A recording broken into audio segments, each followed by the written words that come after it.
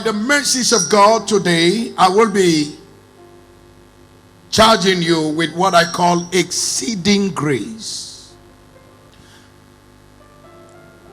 Acts chapter 13 and in verse 36. For David, after he had served his own generation by the will of God, fell on sleep and was laid unto his father and saw corruption. This morning, our objective shall be two.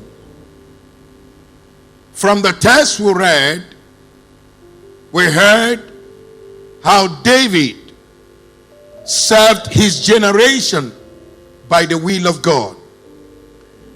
And so our objective this morning is first is to understand the grace of God in the life of David. And secondly is to understand the secret of grace.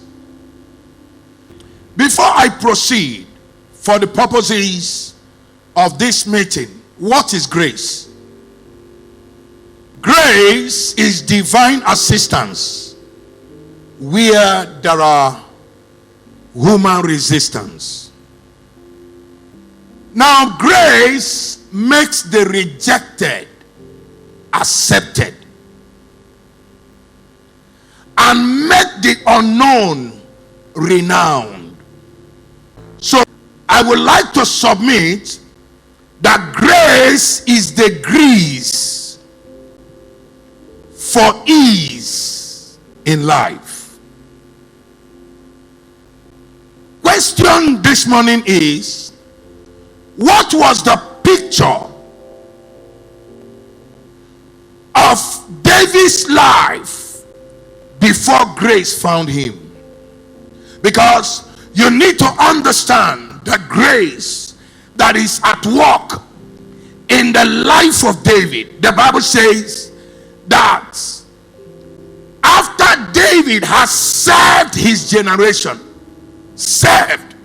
the Bible says he served his generation by the will of God, by the grace of God. He served his generation.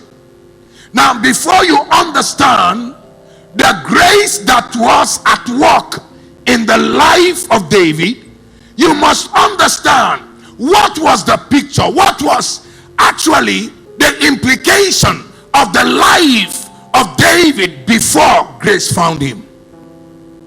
Before he was engraced by God. I have 5 things to say. Number 1 is that David was the 8th child in the very disorganized family. David found himself in a disorganized family, and he was the 8th child. That is, according to the line of birth in the house of Jesse, David was the last.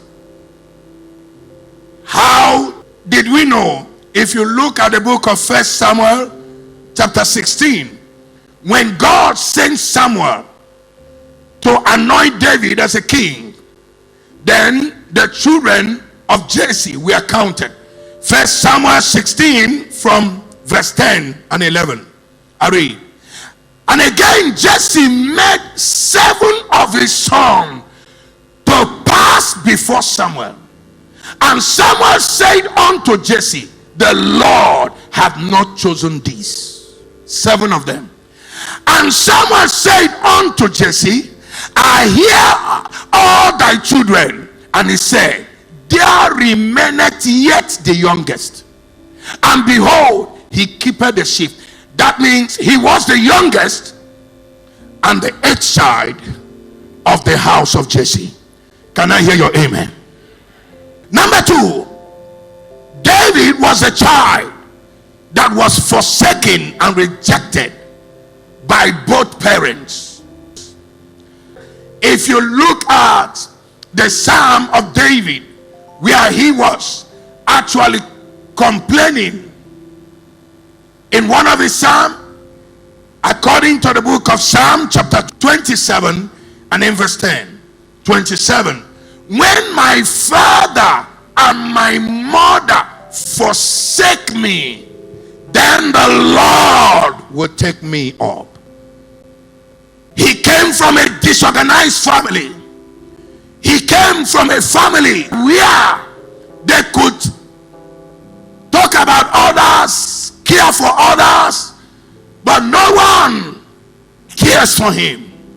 In fact, he's not counted in the number. Sometimes you came from a family where they look at you and say, this one, I'm not sure that any good thing will come out of him.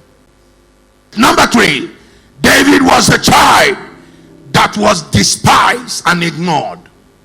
If you look at 1 Samuel chapter 16, verse 11, where we read, it confirmed that. And Samuel said, now when Samuel came to anoint a king in the house of Jesse, the Bible says that David was not one of the people that was put on the line. The father did not send for him. He was ignored. He was rejected. He was a man that was forsaken. Let me read that scripture. And Samuel, it was after the people they thought that will amount to something pass before the prophet, and the prophet rejected all. And he said to himself, the prophet said, God cannot lie. He sent me to your house to anoint a king, and yet among the 7 sons you presented, none of them was accepted. Now he now says, Samuel said to Jesse, I hear all thy children. And he said, there remaineth yet the youngest, and behold, he keepeth the sheep. And Samuel said unto Jesse, send and fetch him, for we will not sit down till he come hither. Where they rejected you, they will stand to receive you. I didn't hear that. Amen. Number 4, David was a victim of recurrent depression. Psalm 42 verse 5 and in verse 11. Why art thou cast down, O my soul? And why art thou disquieted in me? Hope thou in God, for I shall yet praise him for the help of his countenance. The same thing in verse 11 repeated itself. David was a victim of recurrent depression. It's something he sees again and again. He stares at his face every now and then. And number 5, David was a victim of multiple conspiracy and confrontations. 1 Kings chapter 5 and in verse 3, Solomon speaking when he was made the king. Solomon speaking of his father, he said, thou knowest how that David my father could not build a house unto the name of the Lord his God for the wall which were about him on every side, until the Lord put them under the sole of his feet. Now he was talking about the wall. The Bible says David fought 66 battles. When he's talking about battle, he's not talking about personal individual battle. He's talking about a man facing nations, facing battalions. And yet, by the grace of God, none could conquer him. None could take his life. The grace of God preserved him. I don't know if I'm talking to somebody here. Listen, there are things, before I continue, please, I want you to note this very, very quickly. Hallelujah. as we proceed. Hallelujah. Beyond every great battle, there is a great mantle. David was fighting a battle. Why was he fighting a battle? Because of the strong mantle on his life. The devil was fighting David because of the mantle on his life. I don't know if I'm talking to somebody here. Hallelujah. There are just three things I want to say. Everything conspired to make David irrelevant. Everything came together. And I know that if God's hand is laid on your life, the hand of the enemy can never be on your destiny. It doesn't matter the projection. Let me tell you something. Every evil wickedness has an expiration date. No matter how they plot it, no matter who plot it, no matter who is behind it. He say, I can't be seen, I'm behind the scene. Then when your season comes, you'll be revealed. Every wickedness, whatever it is, it has an expiration date.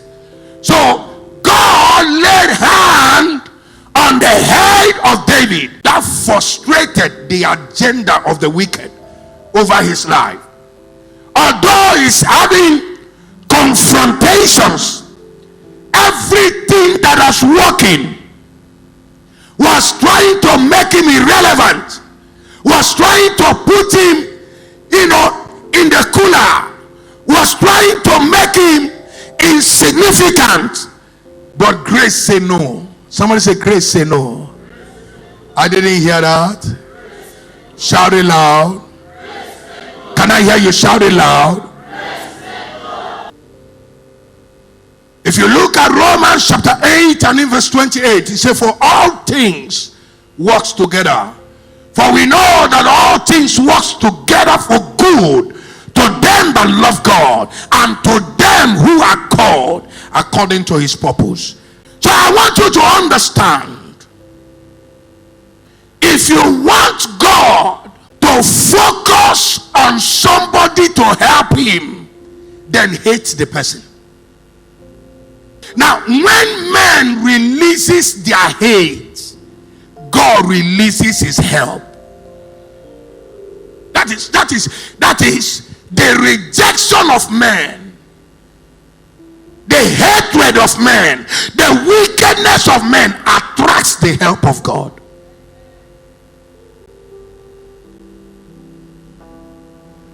So each time you see a man that is a man or a woman so hated, so pursued, so talked about, there is a grace on the life of that person. And when it will speak, it will marvel the world. When that grace will blossom, it will so shake the earth. It will so marvel the earth. So God is attracted to the rejected, attracted to the confronted, attracted to the resisted. Anything that is resisting you, confronting you, that is the reason why heaven is actually interested to know what is it that is making the Son of Man hit their head on the wall because of you. So it draws grace. So having said this, what did the situation of David attract for him? Number one is that David become a preferred. He was preferred by God among his brethren, among his generation, to become king over God's own people. He was preferred. 1 Samuel chapter 16, 12 and 13. And he sent and brought him. Now he was ruddy and withal of beautiful countenance, and and goodly to look to. And the Lord said, arise, anoint him, for this is he. And Samuel took the horn of oil, anointed him in the midst of his brethren, and the Spirit of the Lord came upon David from that day forward. So Samuel rose and went to Ramah. He was preferred. They anointed him. A man rejected, a man resisted, a man abandoned, a man who from face value they have already concluded their result. The appraisal of David is that he will not become anything. This man, that is it. His life will amount to nothing. But listen, in the midst of his very brethren, and all the people rejected him, in the midst of those that rejected him, God anointed him. Do you know what God is about to do to somebody this week? In 7 days time, God will so announce somebody here that the world shall open their mouth and they will not be able to close it. Like I said it before, you hate somebody, you resisted somebody just for not just cause, then you are attracting the help of God in the life of that man, because God will not abandon him. In fact, because of the wickedness of man, God will be so interested. Can you open with me 1 Corinthians chapter 1 from verse 26 to 29? For you see your calling, brethren, how that not many wise men after the flesh, not many mighty, not many noble are called. Yes? Can you read this part? 1 to go. Everyone look up to the screen.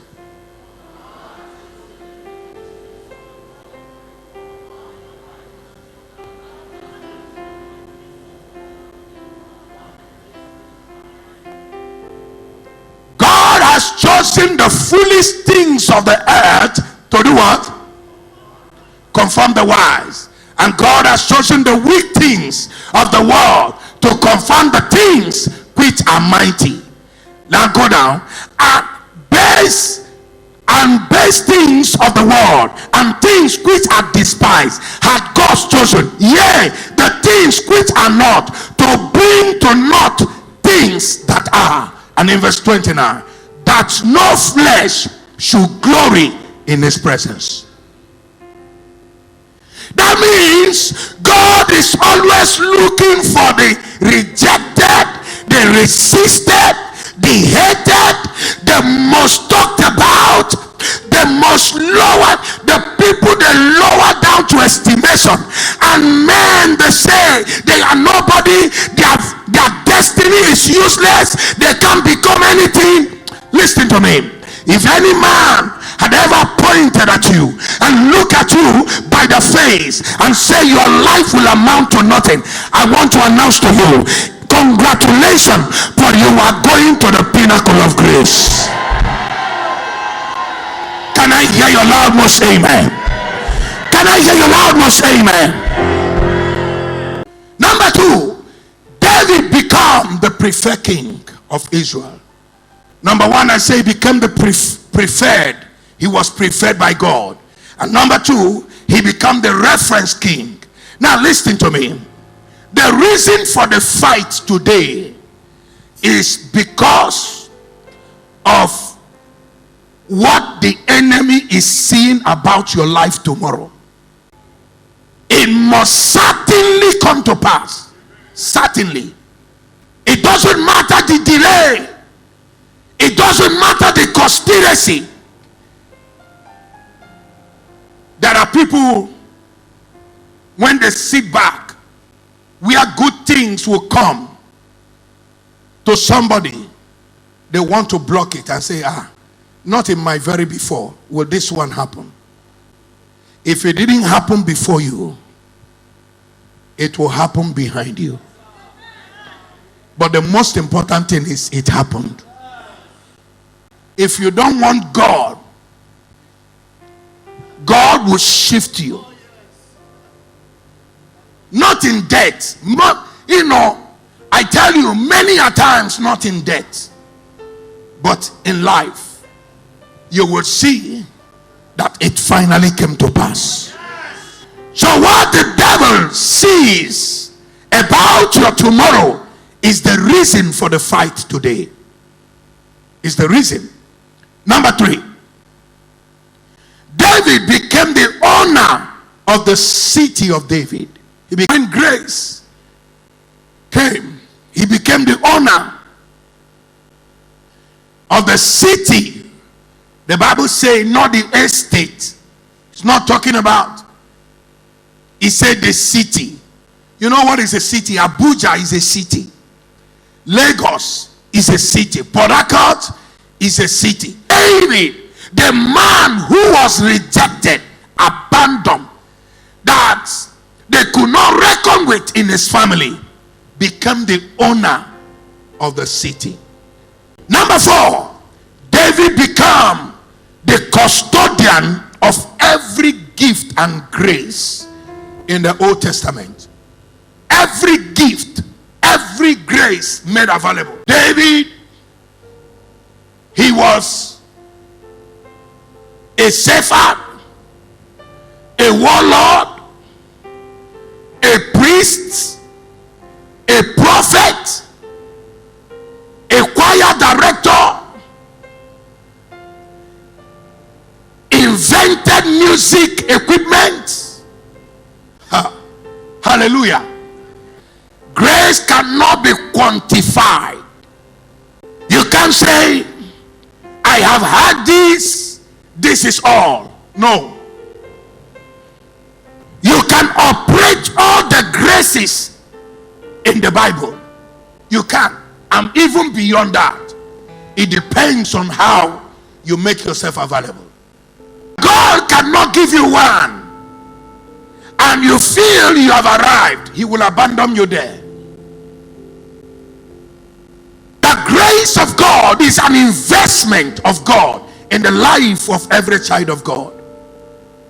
Finally, David became the progenitor of Messiah.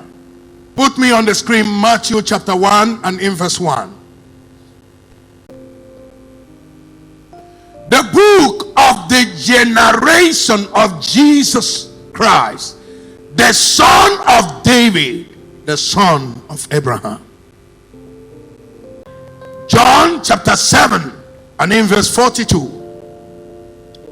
It said, have not the scripture said that Christ cometh of the seed of David and out of the town of Bethlehem where David was? Beloved, I want to say very quickly, I don't know how life has been treating you. I don't know where you are. I don't know what people are saying about you. And I don't know how you are seeing yourself. But one thing is certain. Destiny can never be deleted. For whom he foreknown, he predestined. And for those he predestined, he called. And those he called, he justified. And those he justified, he glorifies. What are the secrets that attracted grace on the life of David? Number 1 is passion for God. Psalm 42 and in verse 1. Passion for God. As the hart panted after the water brook, so panted my soul after thee, O Lord. If you have not lost your passion for God, and I tell you, you can never lose your relevance in life. Never. You can't lose your passion.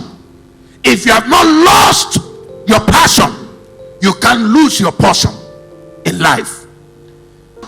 David was after God. After God. We live in a generation where people are only after money. After money. We live in a generation where people are only after power. We live in a generation where people are chasing after men day and night. Struggle to chase men, run after men. That is the generation we are. I was talking to the congregation of pastors, and I told them, the Bible says, woe unto him that run after men. I say, the Bible says, serve men. In all humility, you need to serve men as a pastor. But the Bible forbids you to run after them. You are forbidden. It is an abomination. You run to this person's house. You go and sit down. Sir, me and my wife, if you see my child was shaking last night, you run to this other one and say, honestly, there is no food in the house. You run to this. It's an abomination. Since I started walking with God for 30 years, I have never seen an angel wake up in the morning and say, I came from heaven and the Lord said I should bring you this $1 million. Just keep it for yourself. It has never happened since God called me. He uses men, but those men come on their own. Haba. Some of them were looking. I said, listen to me. There are people that sit back. You write special letter to governors, senators. When they pick up your letter on their table, they will be laughing at you. Say, this foolish man. Some of them, you call them on phone, they will no longer pick your call. When they see your name comes up, they will just keep it by the side. Why? Because they know you are a body. That the next thing they will hear is one complaint or the other. You know, when you're growing in ministry, some days when God give me a message, I'll quickly, and pick a call and say, this is, But this day, I came to realize that God is speaking to me to handle this situation. And calling you is of no need. Talking to you, unless you came on counseling seat, or there is occasion of discussion that will bring about it. But as for telling you, no. Walk with God. Allow God to do what He wants to do in your life. Don't push it. Don't feel you know. Same thing with you. As someone that came to the church, not just the pastors, but also you that came to the church. Sometimes people came to church with several, motive. I don't know. I'm going to church today. Probably I'm going to meet with that brother. Let me ask him if he can help me. Let me just see. If you don't know, if you don't have, go on your knee. Talk to God. Hallelujah. God will put it in the heart of man. And know that there is a need. God will use the foolish things of this earth to deliver you out of your trouble. If you will not lose your passion, then you can't lose your portion. Secondly, passion for worship. Psalm 145 verse 2. I read, every day I will bless thee and I will praise thy name forever and ever. Every day, every day. It is a covenant to worship you. There are people, they are too busy to serve him. David was engraved. I was talking to people on Tuesday and I said, in those days, you see a lot of superstar in the WWE, either Raw or SmackDown. Now I say something.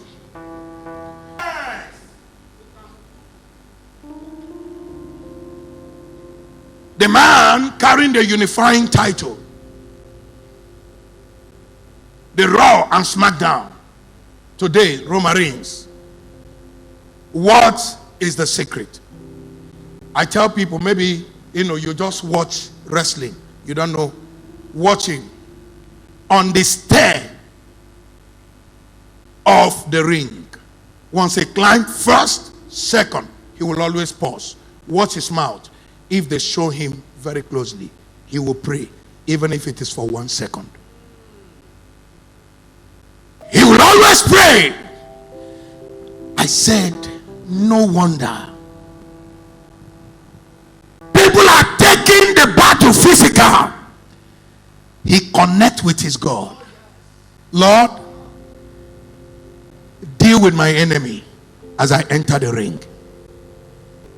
You don't need to lose your interest of worship. Mark Murdoch was seated with God's servant Bishop David Oyedepo as they were traveling on international trip. And he turned around and said to God's servant Bishop Oyedepo, he said, since I sat down with you, you have said thank you, Jesus. It's almost hitting 100 times within a space of 2 hours. Why? Thank you, Jesus. Thank you. You see, when you see men standing, you don't know what is their secret. But we sit back. Every hour is complaining. Every hour is running to somebody to tell him and release your frustration. When last did you sincerely appreciate God, even in the midst of the battle? 3, addiction to divine direction. David is a man that will never enter into any transaction with any man on the earth without first and foremost inquiring on the altar of grace. Lord, do I push after this trip? Lord, do I fight this battle? Lord, do I go into this city? He will inquire. He will inquire. And until God said go, he can move. And that was why a man like Moses said, Lord, if your presence cannot go with us, we are going nowhere. Let me tell you something. 1 square meter in God's plan is above 1 million square meter outside God's plan. Take one step into God's plan for your life. Will have a fulfillment, a rewarding outside God's plan for your life. Many people has gone into several things why they are frustrated in business, in career, in the choice of work, in marriage, in everything they do without asking God, where do I go? And until God say, take a step. Please do not. I heard some people say, a marriage counselor say that the Bible say he that find, you must move around and begin to find. What? I'm not saying that your eyes might not be open. But listen, life is not all about beauty. Life is character. There are things that people sit back, you ignore in the days of your relationship that will haunt you when you enter marriage proper. Number 4, love for people. Love. There are people, they have selected people in life There are some people that will come, they mingle with only the rich. Then the poor, they have no business with the poor. They mingle with the wealthy, and then they have no business with a common person. They mingle with royalty. They have no business with commoners. Now listen. Why is it that God engraced David love for people? 1 Samuel 22, 1 and 2, you are going to see it as I round up. David therefore departed thence and escaped to the cave of Adullam. And when his brethren and all his father's house heard it, they went down thither to him. And in verse 2, and everyone that was in distress, everyone that was in debt, and everyone that was discontented gathered themselves unto him, and he became a captain over them, and they were with him about 400 men. Now look at the set of people that came close to David.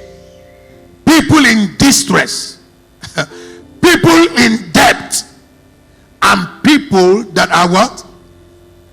Discontented. These are few men confused, people that have no direction, people that EFCC is chasing are the men, the Bible says, in debt. They have no financial stand. The Bible says he became a captain. How? These 400 men in the Bible later became the 400 mighty men of David. That is, he raised the trash and made them stars. I want to announce to you, it doesn't matter where you are today, but let me say something to you. Under this prophetic voice, your life shall be reckoned with in your generation. Finally, there was a proven humility. David was humble. Humility. First Chronicle chapter 29 from verse 13. Now therefore our God, we thank thee and praise thy glorious name. Hallelujah. But who am I and what is my people that we should be able to offer so willingly after this sort? For all things come of thee, and of thy own have we given. That is, in the place where David was given to the work of God, with his height and his glory, and he still humbled himself and said, Lord, everything that I have came from you, and without you I'm nothing. For we are strangers before thee and sojourners, as we are all our fathers. Our days on the earth are as a shadow, and there is none abiding. That means whatever we are privileged to do for you, to do in your house, to do because of your name, is because you made the grace available. Thank you for giving us the opportunity.